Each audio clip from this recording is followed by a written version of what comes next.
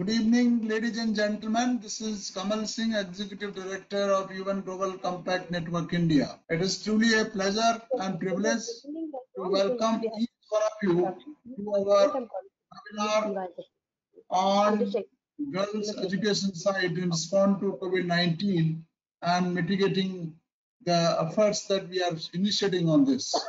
Your overwhelming response truly bears testimony that how this subject is today is catching the attention of one and all in India. And I would like to thank you all, as my colleague Deep confirms that we had a subscription of today nearly 700 participants registering from all over India and also from abroad. So thank you very much for your overwhelming response to join this webinar. I would now like to welcome to our chair and moderator, Ms. Kritika Padude Bandari, advocate, member of founding team of Vijay Bhumi University, along with our distinguished panelist, Ms. Neelam Gupta, President, Arrow Foundation, and also Mr. P. Krishna Prasad, IPS, founder, KP Foundation, former DGP and Chairman, Road Safety Authority, Telangana. Before I hand over to Kritika to take over the proceeding, I must tell you that what UN Global Compact Network is all about. Most of you are aware that it is the only UN agency in India that works as a custodian of all the 17 Sustainable Development Goals.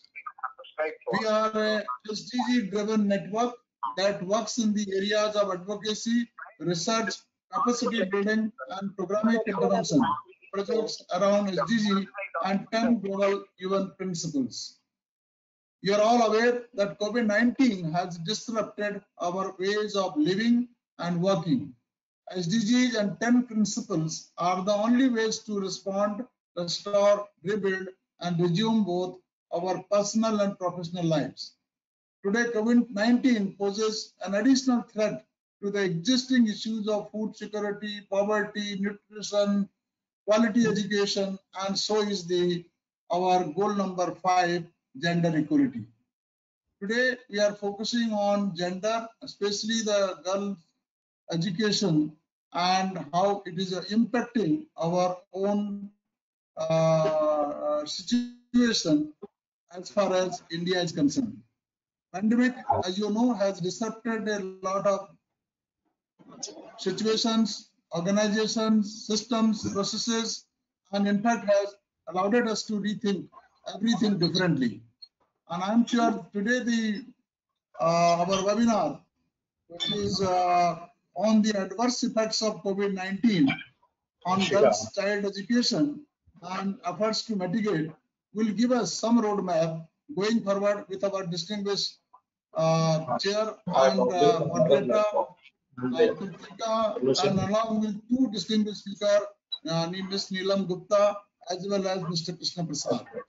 So, ladies and gentlemen, we have enough to share with you, and our both distinguished moderator for this evening webinar, as well as along with the two panelists, will make you not only stimulated in terms of your thought leadership, but also will respond to a number of questions that you will have in your plate. So with those opening remarks, I'm particularly confident that this webinar will be another success going forward, and all of us will be able to take some key takeaways going forward from this webinar. So before I invite Kritika, I must say that she is the Sutradhar of today's program, and she brings her not only the energy, passion, and youth, but also a lot of knowledge leadership. If you look at her profile, it is really an indication that our future that we today talk about as India is very, very not only enlightened, but also secured. So with those words, I would like to welcome Kritika once again and hand over the proceeding now to her. Thank you, Kritika. Thank you so much, sir, for those very kind words. A very good evening to one and all present who are joining us on this very, very burning topic webinar that what are the adverse effects of COVID-19 on girl-child education and efforts to mitigate the same. I'm very thankful to UNGCNI India for putting together this platform where we are actually discussing a topic like this. Because believe it or not, this is the new reality that we are entering into. And it is very, very essential that we have more of these kind of thought-provoking conversations where we discuss that what are the solutions and what is the way forward. So our current female literacy rate is pegged at 64.60%. Even though this is quite a jump from our previous year's performance, when compared with the rest of the world, the female literacy rate in India is considerably low in comparison to other nations. India, at an average, is about 22 percentage points below many, many nations, including some nations like Zimbabwe and Sri Lanka. What is the new reality that we are living in today because of COVID-19? Displaced families, the economic downturn, innumerable number of migrant laborers' families being left stranded. Our country is in the midst of witnessing the worst catastrophe of our time. As per the latest figures shared by the World Bank, close to about 40 million internal migrant laborer families stand affected by the ensuing lockdown post the coronavirus outbreak. With increased economic inequality and disparity, it is highly likely that the women folk will face increased hardships. It is also likely that the female literacy rate is likely to decrease further than the current 64.60%. Putting this brief context before everybody attending this webinar today, I would like to take this opportunity for first thanking UNGCNI for putting together this forum and also welcome both our esteemed speakers on the session, Dr. Neelam Gupta and Mr. Krishna Prasad joining us today. So before we get into a question and answer round, if ma'am and sir, I may invite you to share your initial thoughts on this topic with us. If I may first invite Dr. Neelam Gupta to share her initial perspective on this topic with us. Ma'am, over to you. Thank you so much, Kritika.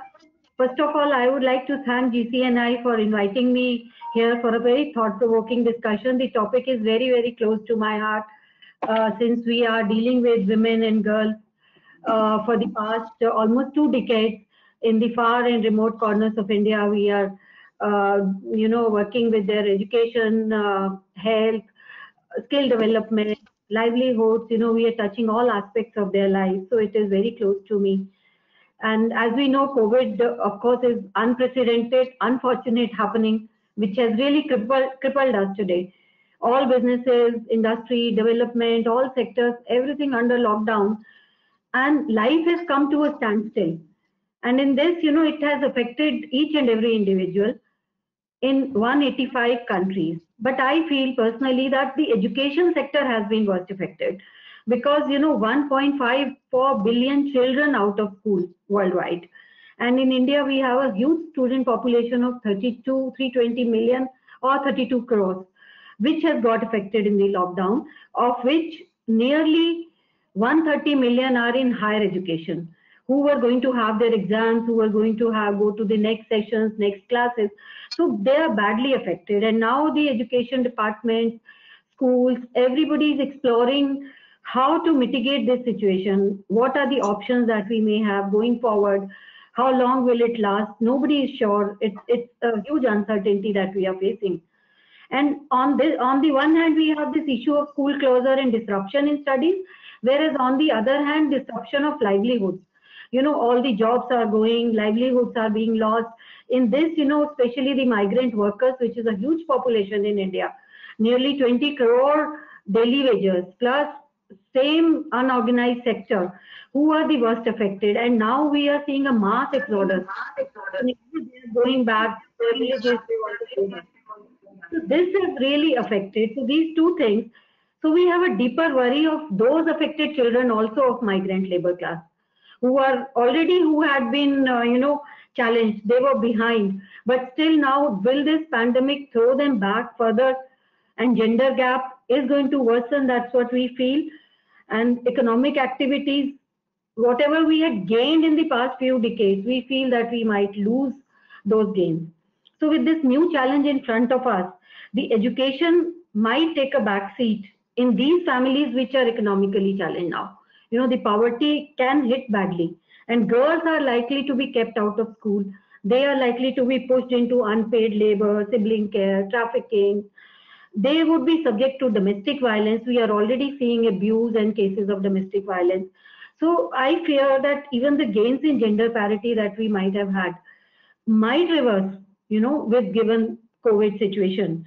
So this adverse effect on women and girls, I feel, is like another pandemic in front of us, which we must, deal like a pandemic because it's in front of us. We have to deal it with an immediate response, with a fast action to tackle this situation, this emergent crisis. And already we are getting news of girls suffering, working in the fields. Every day we are seeing how they are suffering, what kind of, things that they are going through. Violence, sexual assault, everything is happening with sexual discrimination. So we must try to really act fast. And I hope we are able to discuss and throw light on how we may mitigate this situation, what are the challenges before us, and how going forward, how we can handle those challenges. And thank you once again for having me here. Thank you, Kritika. And thank you. Thank you so much, ma'am, for your initial comments. I think you've very beautifully articulated the problem for us. If I may now invite Mr. T. Krishna Prasad for his initial comments on this topic. Sir, over to you. Thank you, Kritika, and good evening, Mr. Kamal Singh and Dr. Neelam Gupta. At the outset, let me thank Mr. Kamal Singh and UN GCNI for this wonderful webinar on a topic which is very topical and it's a need of the hour. We have to fix the problem right now on an yesterday basis. Thank you very much, UN GCNI. And I'm very glad to participate in this webinar along with my distinguished panelist, Dr. Neelam Gupta, President and CEO of Auro Foundation. Auro Foundation has changed the lives of more than 144,000 households in this country, spanning across 18 states and 90 districts. This is a wonderful and amazing work. Congratulations, Dr. Neelam Gupta. Thank you, Mr. Krishna. I also thank all the supporters and well-wishers of KP Foundation, particularly from USA, who logged in at a not so very convenient time zone right now, but still they logged in. Thank you very much. While talking about the adverse effect of COVID-19 on the girl-child education, as Kritika has rightly put it, the literacy rate of girl or women is 20% lower than men in India, and in general, the literacy rate in India is 20% lower. So it is a double kind of a handicap, so that the women or the girls in India are going through. And the dropout rate, in any case, it is known to everybody, is very, very high in India, particularly the girls. Now, if you look at the access to education is about 8 crores, that is 80 million children in India do not have access to education right now while we are talking.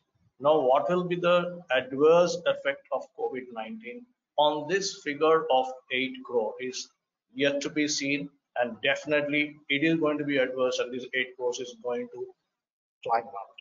So then, if you look at what is that as a nation we have been doing consistently, we have been spending about 2.5 to 3% of our budget on basic education. And Niti Aayog has been telling that that is not adequate. We should spend 6% of our budget on education.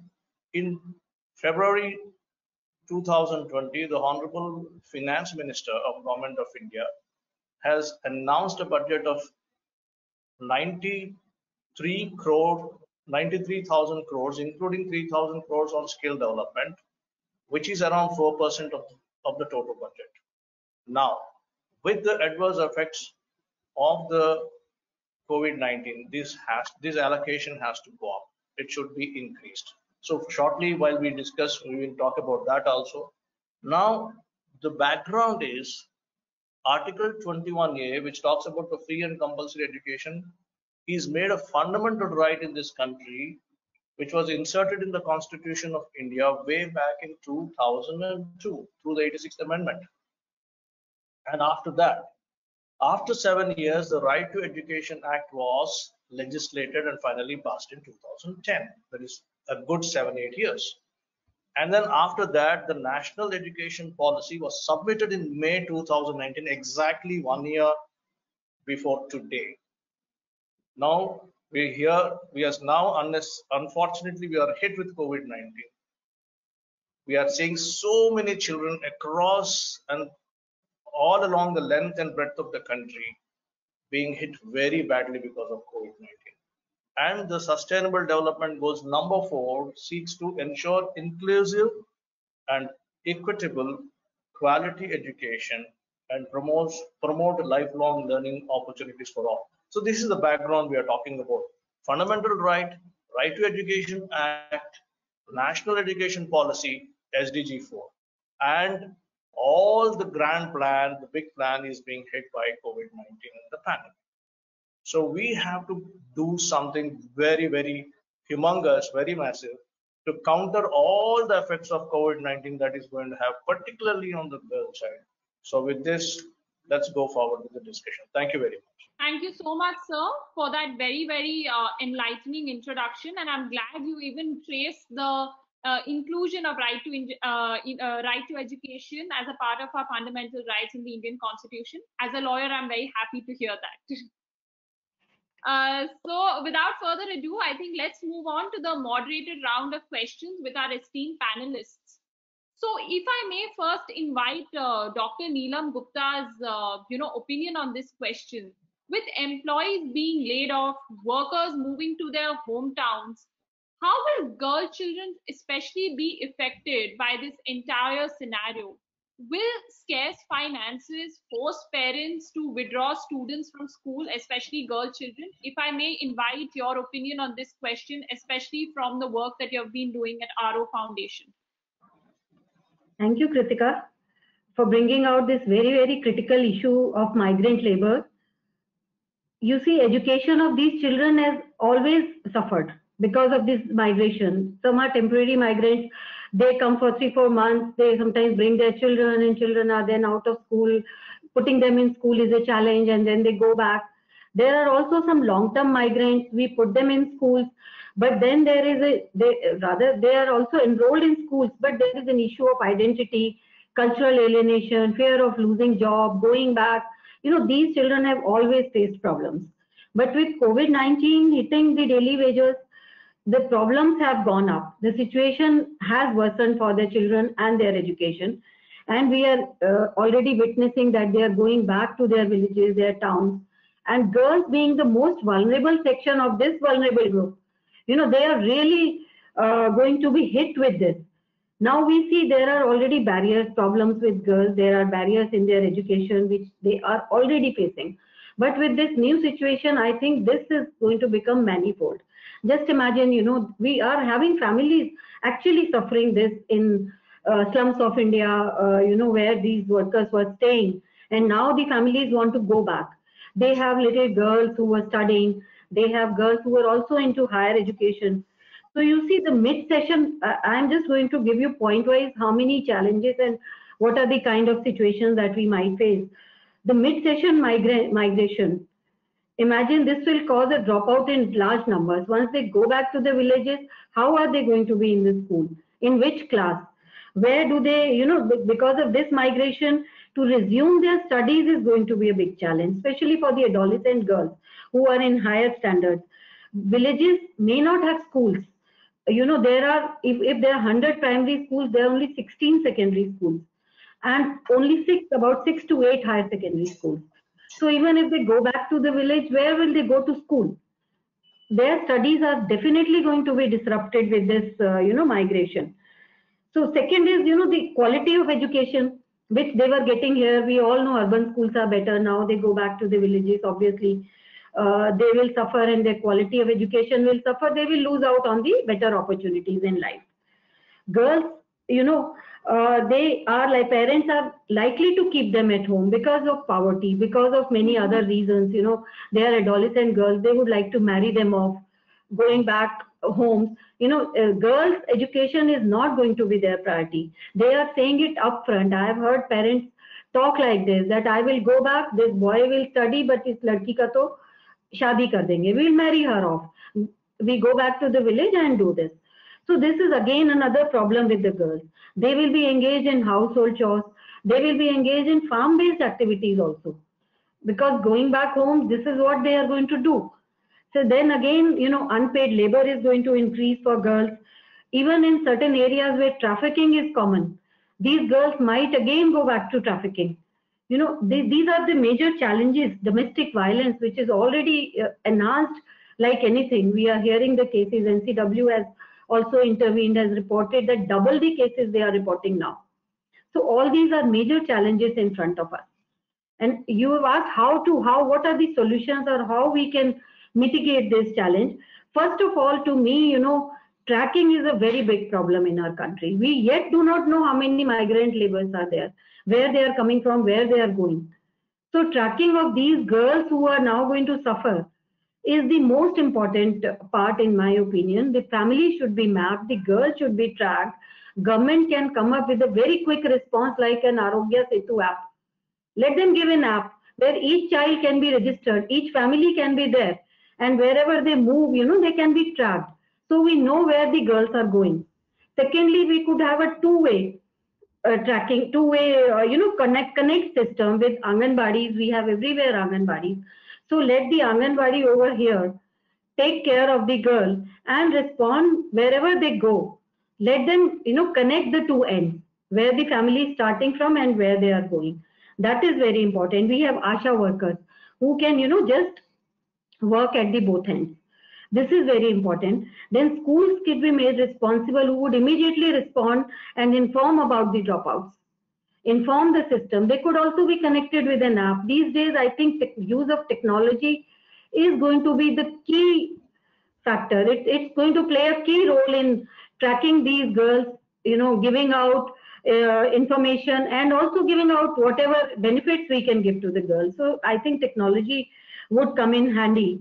And then not only education, but other social impacts are also going to come to these girls. So we can do through this app. This can also work at a very low cost.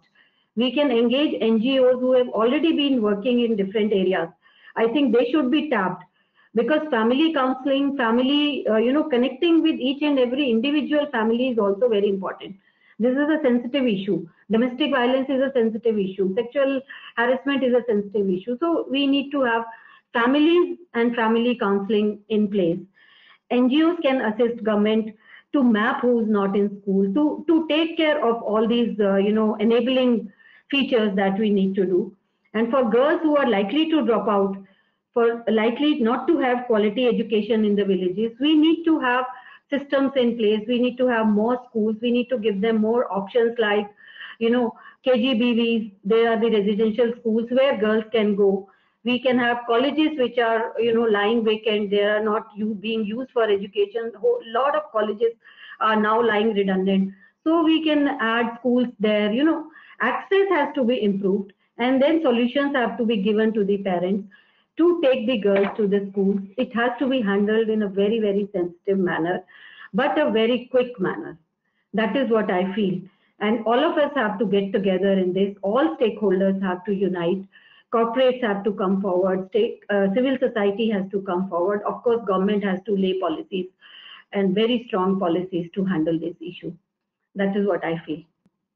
Thank you so much, ma'am. I think you've highlighted some very important aspects in the answer that you've given. I think it's a fantastic idea, and I completely agree with you that we must use technology and must introduce a tracking system so that at least we have an idea of the number of students who are losing out on their education because of COVID-19. Because until we don't understand the enormity of the situation and have the right numbers, I don't think all the stakeholders as well as the government will be able to come up with an effective plan to actually mitigate and to solve this problem.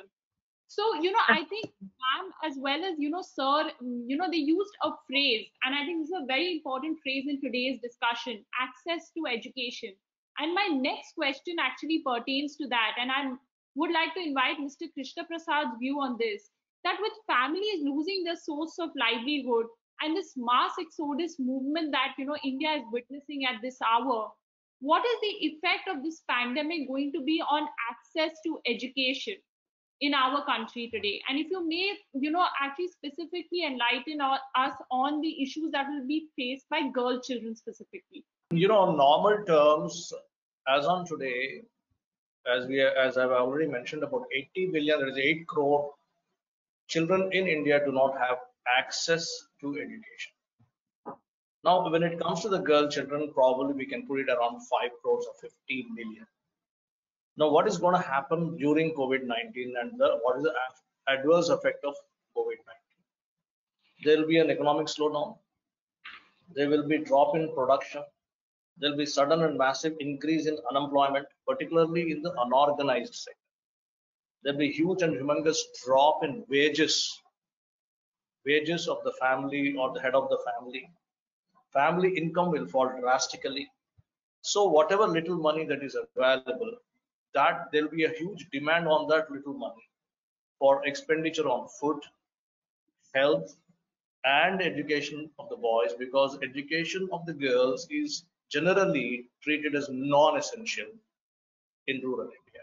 So what takes priority? Education. If it comes to education of the boys takes priority over the education of the girls. And as it is, the money supply or the money that is available with the family household is going to be very, very less right now from now onwards.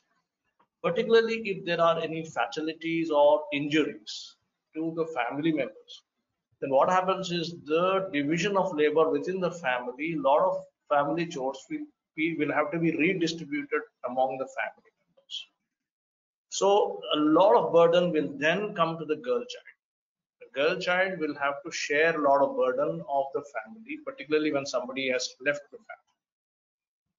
So that gives her lesser time to pursue education, and that gives more reason for the family members to tell that you please stay home, your brother will go to school.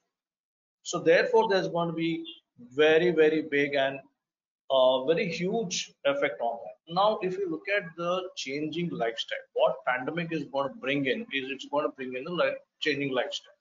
Social distancing is one change in lifestyle. Well, with social distancing and the social distancing taking its own impact on the public transport. And public transport is the only available transport in rural India for the girl to reach a school. To put it in the right perspective, if you see 22% of the children, 22% of the children go to a school within 1 kilometer. Or the other way is 22% of the total villages of India have a school within 1 kilometer. 28% of the villages in India have schools outside 5 kilometers. So in between that, 50% of the villages have school access beyond 2.5. So if you add 2.5 and 28, so basically 50 and 28, basically what it means is more than 75% of the villages, there the children will have to travel for more than 2 kilometers to access that school. Now, how do they go? Each direction 2 kilometers. And how do they come back? So this is exactly the problem that is going to be very big in future. So the public transport cannot take as many people. You can see in many states the Jugaad vehicles are overcrowded. They're taking 2.5 times the capacity to the different places. Now all that cannot happen because of the social distancing. So there has to be reduction in sharing of the public transport. Now again, what happens in the rural areas is there is a kind of a culture that where the school children or the girl child basically is taken along with by in somebody else, particularly when you're crossing the village. Somebody from the family, maybe a brother or father, comes along. The chaperone duty typically was happening. Now, can it happen any further? So I don't think this is going to happen as much as it was happening earlier. So public transport is going to be thinned out. It's going to be leaned away. The chaperone duties probably will not be available. So how will this girl reach her school? So that's a big challenge. So therefore, what is going to happen is the dropout is now appearing to be inevitable. A lot of dropout is going to happen. because of the transport. This is precisely the reason why KP Foundation in the villages it has adopted has given bicycles to all the girls who have crossed a particular age, 5th class or 7th class. Because she will now feel empowered because she is able to go to school on her own without anybody's help. She need not depend on the public transport. There is no need for a brother or father or somebody male person from the family to come and drop her in the school and again take her back. So we can see in some villages the girls go in a convoy of cycles and come back in a convoy of cycles in the evening. So this is going to happen.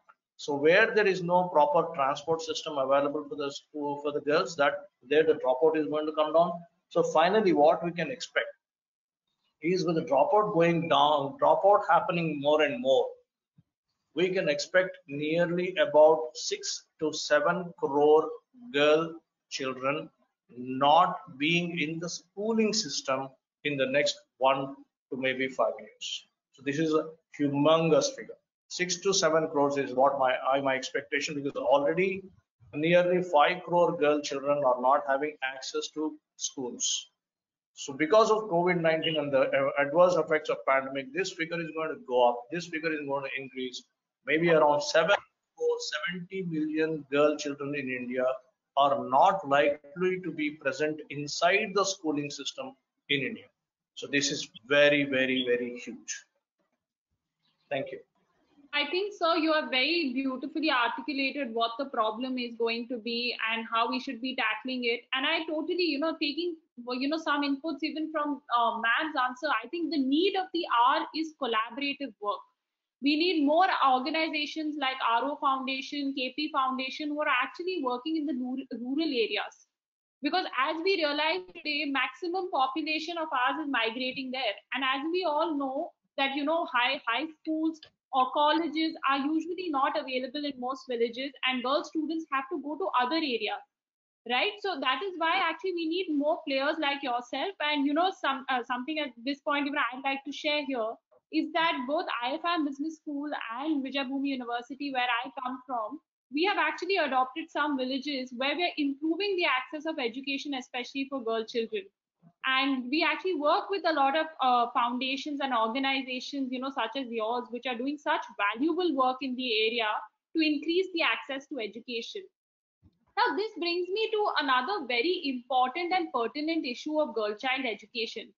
So, as Sir pointed out, that Article 21A of the Indian Constitution provides for a right to free education until the age of 14. Until then, we notice that we have a very high gross enrollment ratio of girl students. But when it comes to gross enrollment ratio in classes beyond the age of 14, be it in secondary school or in higher educational institutions, we see the number starts thinning. Now with the COVID-19 situation, and where, there's this entire ensuing economic downturn that the world and especially our country is also going to be facing, how is the situation going to, further amplify in India?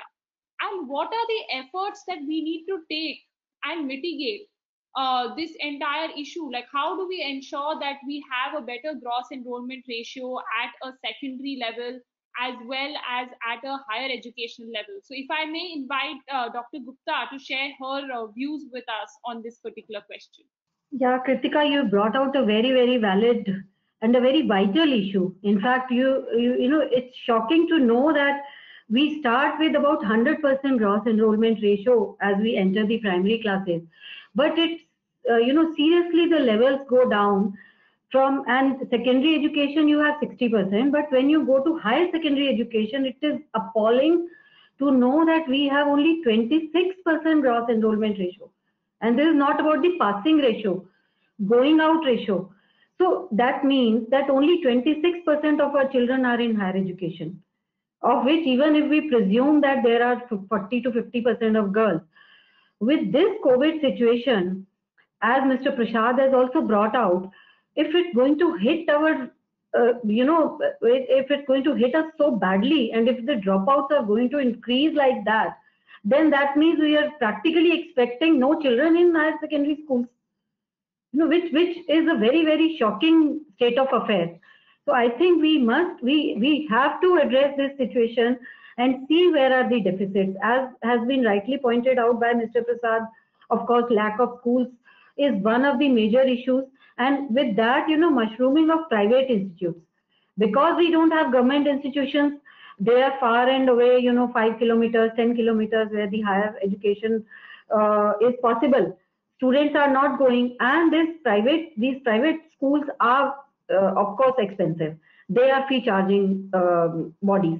So our girls, even our boys cannot go, leave alone the girls. First priority is boys. The girls are the second last priority. So obviously we fear that the girls may not be able to go for higher education at all if we do not intervene, if we do not provide them with the sources, with the access to schooling, access to education. It is totally going to be a lost case for us. That is what I feel. But having said that, we can do it. We have the strength, we have the possibilities, we have so much of infrastructure, so much of, so many possibilities are there. First and foremost, what I would like to say is that we have to work at all levels. Tracking was one thing, of course, but then policy, right policy reforms. We have not had a policy reform since 80. And then when we started with one in 19, it has also gone into, cold storage. Firstly, its own reasons, and now with COVID, we are not getting anything from it. So policy reforms is the most important and crucial thing that we must have, because that will drive the change. If there is no policy, nobody will work. So we have to have that policy. RTE Act should be reformed. Maybe, it should cover higher education. It has to cover. Without that, there is no binding on anybody for the child or for the girl child. It has to be there. Then to improve access, like I said earlier, we have to look at other buildings, other options like KGBVs, residential schools, colleges, wherever. We are having quarantine centers in all the odd places. Why can't we have such education centers in those buildings after post-COVID? When we are trying to take up so many infrastructure, so many places for COVID quarantine and isolation, we should look at the same way. It's the same emergency, I tell you, to go to school. So we have to look at the possibilities, spaces where we can give education, and then the tracking measures. For dropouts, we have to create enabling environment, gender sensitive environment, teachers, parents. It has to be a massive effort. We know how to do it. We have the documents, we have everything. Only implementation, I think we are missing, which we should have policy and implementation. And once we set the policy guidelines, we have so many corporates, public sector, so many, civil societies, organizations, teachers, schools. Everybody should be given this mandate in mission mode to go about it, like we did Swachh Bharat Abhiyan. Why can't we have a digital Bharat Abhiyan, School Chalo Abhiyan? We have to go in mission mode. We have to do that. Otherwise, we are going to face serious consequences of this loss. And this generation which is lost, it's a huge loss for the demographic dividend that we are talking about. We just cannot reap the benefits of our, this demographic dividend also. So it will be a serious setback for the nation if we don't act in time, if we do not put these measures in place. I think that, thank you. I'll rest here. We can go on and on these things. I'll like Mr. Prasad to add to it. I think Dr. Gupta has really hit the nail on its head. There's so many issues that which we cannot postpone any further. A is a policy initiatives and the associated institutional framework. Those things have to be re-looked at because the situation has changed. It's so dynamic right now. So now, if you look at the immediate steps and the long-term steps, and basically what is the infrastructure that is available, there are two sides of infrastructure that is really bothering us. One is the physical infrastructure. If you look at the physical infrastructure today, 13,500 villages in the country do not have schools. That is 14% of the total villages in this country do not have schools. So there is an urgent need to have that physical infrastructure. Now, physical infrastructure of this 14% or 14,000, nearly 14,000 villages, in terms of money, it is going to be just around 1,400 to 1,500 crores out of 99,300 crores of budget that has been already. Money wise, it is very, very simple. There's no point in talking about money. It is just a will. All we have to do is give at least one single room school to each of these 14,000 villages which do not have any school at all. And then so that girl children have a place to go, girl children have a place to go and learn. They are safe and secure there. There should be a washroom there so that there is no school dropout there. Now, when you look at the other infrastructure, the other infrastructure is, as I told you, the pandemic is going to change the dynamics. The physical travel, physical classroom also is going to be a challenge in bigger places. So therefore, there has to be online teaching, online coaching, online examination. Now here I'm coming to a totally different issue here, is what we have in US what they call the Kaplan has the system of the General Education Development Test.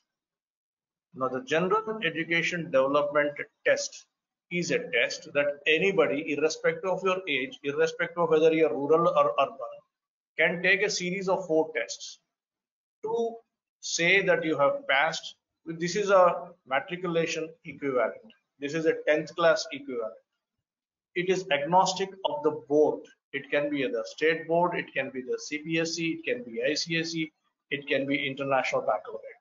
So why are we preventing our children to have such an access where if the child or a girl child thinks that she can, with her knowledge and the skill she has right now, can appear on any one of these tests or all of these tests and pass and have so many certificates, because each certificate is used in a different context in this country. So this makes access to education, brings a totally different dimension to access to education. Now, if we want this to happen, this is a desirable thing, it should happen. The general education test should happen. But for this to happen, there is a prerequisite. The prerequisite is penetration of internet and increase in the bandwidth, and of course the content. My understanding is there is no shortage of content. There is a huge amount of content available in this country.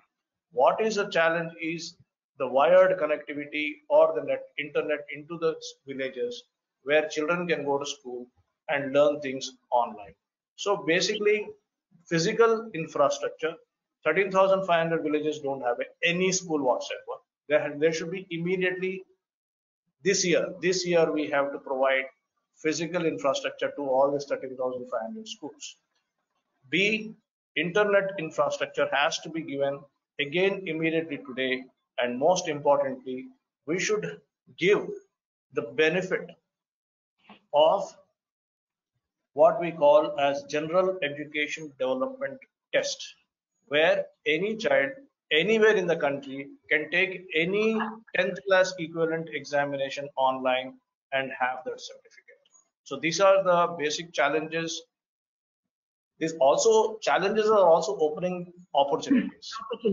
This we would not have done for another 10 years, but now we have to do it today. So let us also take this as an opportunity and ensure that 13,500 schools are built in just this year, and GED kind of an environment is brought into the country right now. Thank you so much, sir. So I think you have also touched upon some other issues that we were coming to in our questions. So I definitely think, I think there is a need for greater public-private partnership at this point of time, and especially between the government as well as even private educational institutions. Because private educational institutions now need to start opening their doors on basis of scholarship and providing other incentives to families who can't afford their fees.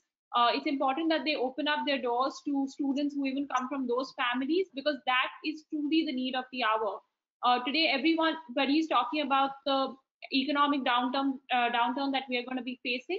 But the only solution out of it is to ensure that we, each and every girl child of our country, is also skilled and is actually helping in building the economy.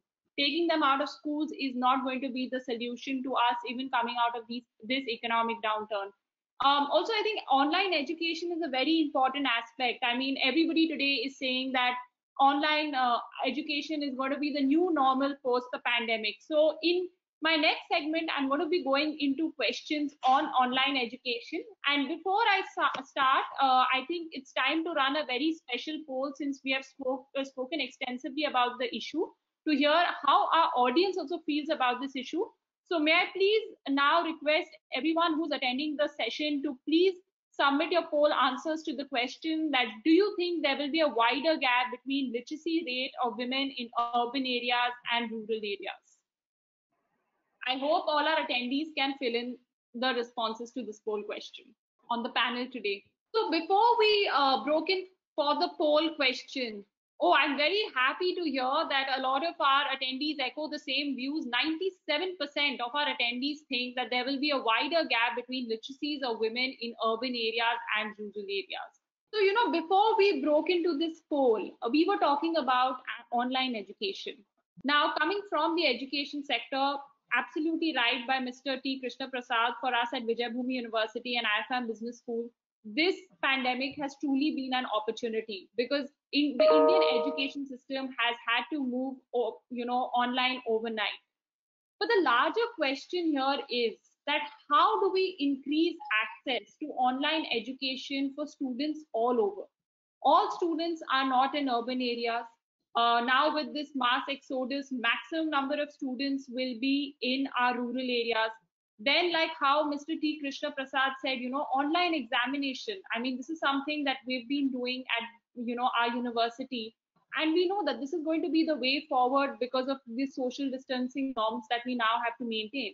But the larger question is, how do we ensure internet connectivity in both the urban and rural areas? Are there any solutions that we can come up with? If I may invite both my panelists to propose some solutions to this particular pressing problem that we are facing today. I think the physical infrastructure of the internet, that is a backbone, is already laid across the country. So it is again, how do we subsidize that particular bandwidth and the speed to the schools? So the issue is that it's not that we have to now invest time. Luckily, the backbone is already there. So the wide area network is already there. The only thing is, how do you give the access to each small school? It could be in a jhopri, it could be a small place, it could be under a tree, fine. But give the wide area network to that place, because it's just a cable. Give a cable, don't give small bandwidths. So good part of the story is there is physical infrastructure, or the backbone is already there. What has to be done right now is just a simple policy: subsidize 100% all the bandwidth and the internet connection to all the school, with whatever small controls you want to have, so that the right kind of content flows into the positive content flows into the schooling system. So I think it's just one click away. You don't have to spend much time. It's just a policy initiative. Actually, my views are slightly different, because you see, in India, we are talking about two things. One is access to online education, and one is the digital divide.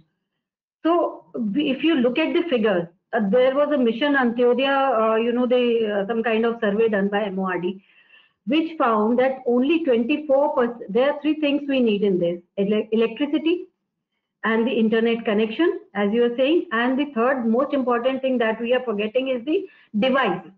If you are doing online education, a child needs a device. It has to be, it could be a smartphone, but better a computer.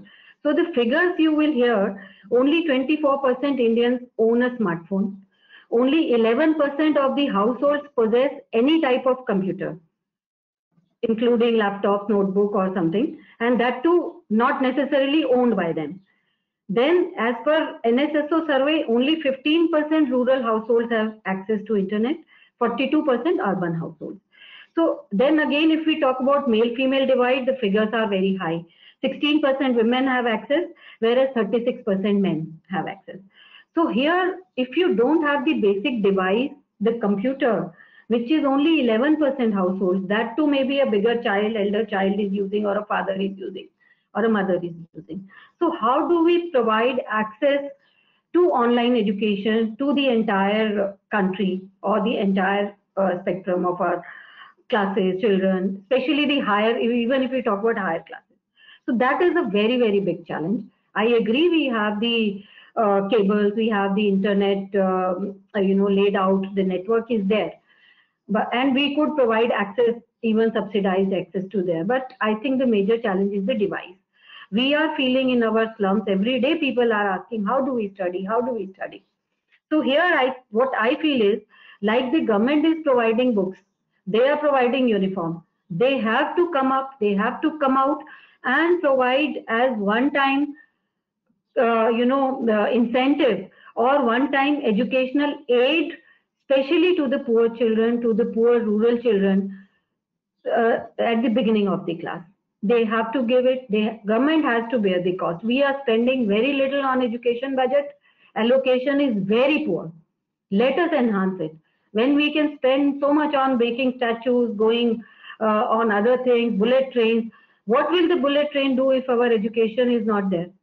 So I think we should pump in more funds, more money to provide devices to the entire lot, especially in rural areas where children cannot afford. This is my, I think, submission for, I am all for technology, all for online education. It's going to be a game changer, and it's going to give access to each and every child sitting at home. We can find many other benefits of online education, which we can dole out, which we can give to our students, better teachers, better curriculum, better content. So many things are, possible through online education, but the device is most important. So I think we have to make sure the CSR, the government, the whatever resources we can put in, let every child have that opportunity and have that device in hand to access the education. I think those are some very valuable solutions coming from both our panelists. I think, we need to have a diversion of funds, A, towards giving students access to these devices, and B, also for improving digital literacy. Because as we understand today, a lot of students may not be as tech savvy to be able to access online education, even if they get access to the devices. So this is definitely something that I think all the stakeholders have to come together and provide that. Now, before I end, environment has to be there. Yeah. Yes, ma'am. Now, before I end this session, there is one important topic that I would like to, touch upon. Now, with COVID-19, a lot of people predict that there's going to be an increased number of crime rates. All right. Second, also with COVID-19, what's going to happen as families might get more desperate for resources and means. Girl children might fall prey to trafficking, flesh trade, etc. So I have a two-pronged question. That firstly, how do we mitigate these evils that might be a consequence of this pandemic? And second, that post this pandemic, how do we make our schools a safer place for our girl children to avoid any untoward incidents? If I may first invite Mr. Krishna Prasad's view on this question. Kritika, every time there is a disaster, anywhere in the world, any part of the globe, whenever there is a disaster, low intensity conflict, or a cyclone, or anything which uproots a family, or dislocates a family, that suddenly brings in a lot of vulnerabilities into the family, and the most vulnerable person in such a family where the family is uprooted or a particular community is uprooted, unfortunately, it is a girl child. So the current pandemic is no different. This is also a kind of a disaster of that sort, where the families are dislocated, both mentally, spiritually, physically, from their village, from their neighborhood, and from their families. So this is going to suddenly increase the vulnerability of the girl children. So this is exactly when the traffickers typically are waiting for such opportunities. They're lurking to exploit these situations by luring or offering more money, or they have so many other methods or to do it. So they will not leave these opportunities. So therefore, the family as an institution, Indian culture has got a very strong family institution network, or as a culture. So family as an institution should be now the conscious bar has to be raised up, and immediately the family should come together. The village should come together, should discuss this aspect. This is very, very important. And the community together should also discuss. Now, there is a humongous amount of responsibility on the schooling system, particularly the teachers in the school. The teachers in the school and the village elders, they should also discuss and tell everybody, why, please take care of your girl, please send your girl to the school, and ensure no stranger comes and talks to her, or don't believe any stranger if he comes and says that I'll give a good job to your daughter or your child in the town, and your family as it is, it's broken down economically, and this girl will be the savior of the family. Don't listen to such kind of stories. So basically the bar has to be risen, and everybody should be told that this is a possibility. It can happen. It happens so many times. So the vulnerabilities of the girl child should be discussed at every level, within the family, within the community, in the village, and the local police should also take this cue, go to each village and tell, look, please be aware, please be wary of human trafficking or child trafficking. And again, what is going to happen is aspirations are aspirations. Everybody has got aspirations, but now what is going to happen? Economy is going to slow down, wage employment is going to come down, money available to the family is going to come down, but both ends have to be met. So there is additional pressure. So these kind of things, and there will be some crime outside. So the criminals will again want to do something. So who is the most vulnerable in this entire scenario? It is a girl child. So this aspect has to be discussed again and again. This is where the civil society which is fanned across the country, should take up and proactively, because anyway they are moving and talking to people on so many other things, they should also talk about protecting and securing the girl children from the vulnerabilities of trafficking and other crime areas. Then with respect to having the short-term measures, what is happening is, as we have both Dr. Gupta has also discussed, there's likely to be a dropout, there's going to be a huge increase in the dropout among the girls. So there has to be some methodology.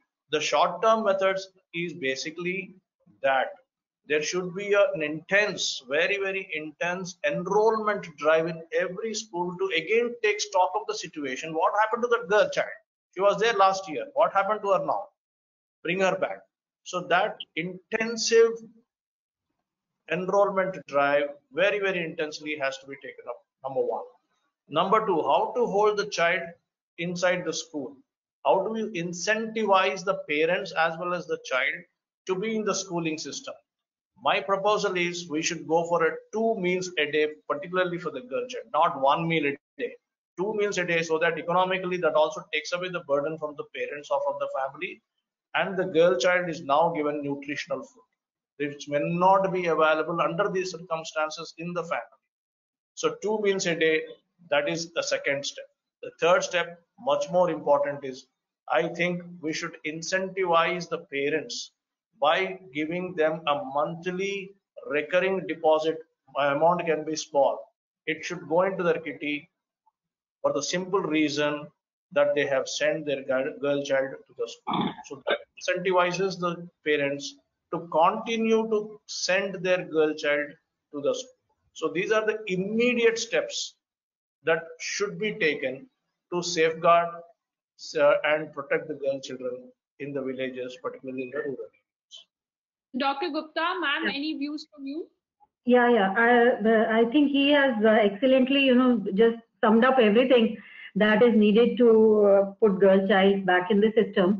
My submission would be use of technology. I'll again say that is the one thing that can give us the real estimate, real time data, where the girl is going, where she is now, even for trafficking.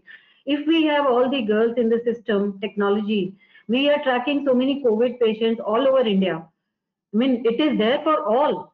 Similar app can be given to the families, to the girls, so that, tracking can be done. And schools should be made responsible, not annual, but monthly tracking. If the girl is absent for a month, for unaccountable reasons, immediately their eyes should pop up. Why this girl is not coming? Where she is gone? And the help should be sought. The whole ecosystem should be developed where they can go. Once they do not find a girl, what has happened to her? They cannot sit in their armchair. Now they have to go out and look for the girl, seek that girl. Just passing information will also not be enough. So NGOs, I agree, are doing a wonderful job. Corporates are doing a wonderful job. We are having some excellent partnerships where we are doing such things, helping girls. I think those should be strengthened, and we should make NGOs or whosoever is working in a particular area responsible for the girls in that area. Say if there are 10,000 girls or 20,000 girls, let one NGO be responsible for that. Let them track it, let them track them, let them counsel them, let them do family counseling. So much can be done by them, so that we ensure, all of us ensure, that our girls are not only safe, not only free from all these barriers, but all also going to school, studying, and on a growth trajectory in life, which will also be growth of the nation. So I think we have to go all out, ballistic. Yeah, I think if that is the, both of us agreed upon what should be the immediate term solution or the short term solutions. And if we look at the long term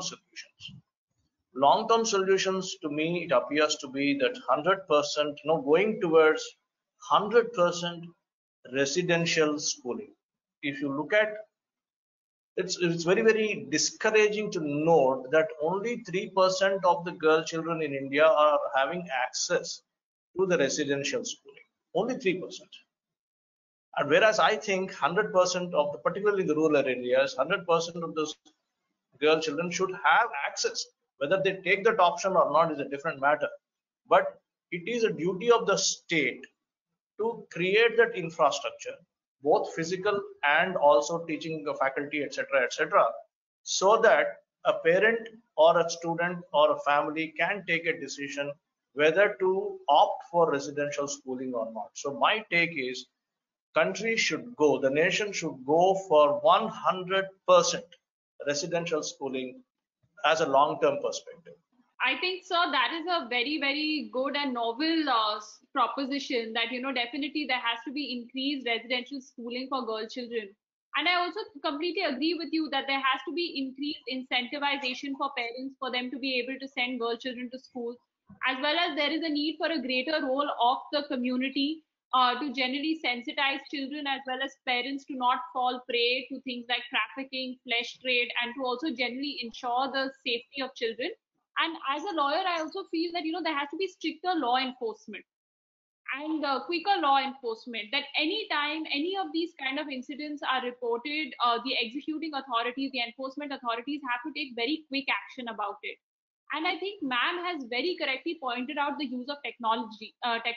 In fact, one of our audience members had asked us a question that how do we ensure that there's no duplication? And ma'am very beautifully answered it in her response, that you make one of the NGOs responsible and let them coordinate all the efforts of all the stakeholders working in that area. Because if you have one unit that's managing the entire area, then they can accordingly align tasks to each stakeholder or each private organization that is coming forward to help the community. So I think this brings us, and I see we have run out of time also. I think we've had a very good, fruitful, and engaging conversation today. And as a moderator, I think I have one very quick point to add. This is on the yes, so this is on the role of girl children or women in the economy. So yes, we are in the entire world, India is having the best advantage of demographics rather. And if we do not leverage on the demographics, as Dr. Gupta has already mentioned, nicely put it. So the best way to leverage on this demographics right now is to ensure that the basic education takes place, the skill development, which is missing. Even in the recent budget, what was mentioned is about 3,000 crores only. So whereas what I'm saying is nearly 6 to 8% of the total budget should be for education. And out of that, 2% clearly should go for skill development, 2% straight, no compromise on that. So with that skill development, employable skill development, the girl child or the girl or women of this country will increasingly participate on the economic development of the country. We are denying, this is criminal, we are denying them. They are worth of doing much more. They are capable of doing much more than what they are doing actually. So basically, access to education, access to employable skill development, and access to micro entrepreneurship. Are we giving them, promoting micro entrepreneurship among women adequately? We are not. So if we leverage all these things and also on our demographics, no wonder the participation and contribution of women in this country in the economic development, because the future is going to be MSME future, and MSME, who will play a better role? It is the women who will play a better role. So they have a great role to play. We have to leverage on all these things, encourage women, encourage girl child on education, employable skill development, micro entrepreneurship, and participation in the economic development of the country. They will do a wonderful job. I have no doubt on that. One quick point, Kritika. He is very right. You know, this is absolutely essential. With 17% women in workforce as compared to 37% men, we are losing out on a huge resource. So obviously we are falling behind. But I also see that we are not taking robust actions. We are not taking sound actions. Just now the stimulus package was announced. I was very, very disappointed to see there was nothing on education. Have we given, was there a mention of even dropouts? That some girls would be dropouts, so this is the package that we should give as an incentive to put them back in school? I mean, the focus of the nation should be now on education, because this is what is needed going forward. Education for future skills, education for employability, education for climate change, education for work, education is the key to our development. And if we don't agree, if we don't accept, and if we don't work on it, I am sure we are going to lose out on huge opportunities which future is bringing to us. And this $5 trillion economy will be a dream only if we don't focus on education and skills. So let us see. Thank you for this wonderful discussion, wonderful opportunity to voice our views. It has been really, really very enriching and very thought-provoking. Thank you so much. I think, ma'am, both you and sir are absolutely right. The focus of our authorities needs to be on education and especially employability. That is a very important term, that the focus of even education has to be to make people employable and relevant, to be, to be the relevant workforce for tomorrow. So I think these are very, very important aspects coming from both of you. I think this has truly been a fantastic conversation that I've had. I love the fact that, a large part of our conversation was solution oriented, and there were so many interesting insights and solutions provided by the both of you to the various issues that we touched upon that will affect girl child education deeply. I would really like to thank Kamal Singh sir and UNGCNI for putting this together. I think it's a fantastic forum and we've had a great discussion today. Over to Kamal sir. Yeah, thank you, Kritika. It was really awesome the way you brought out so much of insight, thought leadership, great conversation, and lot of learnings. And I must sincerely thank you for leading this webinar for the first time on UNGCNI. I'm sure this is not going to be the only one. You will lead many more because you are so much dear to all 17 sustainable development goals. So we look up to you more and more as you go forward. So thank you very much on behalf of the entire participants, entire panelists, and also organizers, that you have done a great job. So thank you very much. I will come to all my distinguished panelists. I never imagined that they will bring so much thought leadership and so much experience. In fact, this 1 hour time has fallen short. They have so much to share, and one of them is working on the ground, because they know the pulses of people, how they are really making such things at the bottom of the pyramid. So my really sincere thanks to both the panelists, both Dr. Neelam Gupta as well as to Mr. Prasad, for first accepting our invitation and making such a huge impact. Today, all of us, nearly 400 participants, I got to know from Deep that they have signed up and in fact finally attended it. So it was also a very tribute to all your conversation. Otherwise, in today's context, there are so many webinars, but these participants have also given you a final hands up that yes, you have done their bit to give your insights so very well. So very good. Thank you all. And finally, before I sign off, I must thank the GCNI team, very willing team. They are working round the clock and they are making everything possible, aligning themselves with the new age reality, and will bringing not only now webinars like this, but soon you will see the GCNI team will curate many online courses. They will also curate many programs of sustainability, CSR, and SDG, and they will also bring virtual programs, and that's where this team is so amazing. So I want to thank each one of them for really making it so successful, and I really must say I'm proud of it. So big hand to all the member of the organizing team of GCNI, along with Rasika, who provided the total technological support right from our first webinar to now. Every time she is making sure that technology works. So thank you, Rasika, and my all GCNI team. And finally, I said goodbye. So I want to assign you one more opportunity of our webinar that will happen next time on 29th. 29th at the same time, 5 to 6:30 p.m. And you will have very important topic from response to resilience, building community resilience using last mile connectivity. And we will have another set of distinguished speakers, both from corporate India, Niti Aayog, from Government of India, all the civil society organizations. We are hoping to have 5 panelists. So please do block your diary, 5 p.m. to 6:30 p.m. on 29th. We'll share the details shortly with you. Thank you very much today, all of you, for making this webinar a great success. Goodbye. Bye-bye.